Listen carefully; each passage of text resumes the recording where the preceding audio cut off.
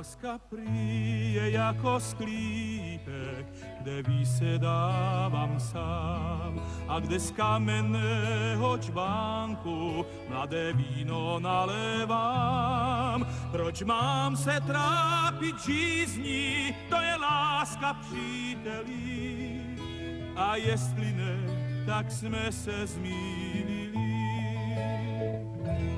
Láska prý je jako okno, otevřené do kořán. A tak láká mě ten výhled, jako by byl zakázán. Ač vím, že trpím závratí, to je lásky manifest. A jestli ne, tak musel jsem se splést.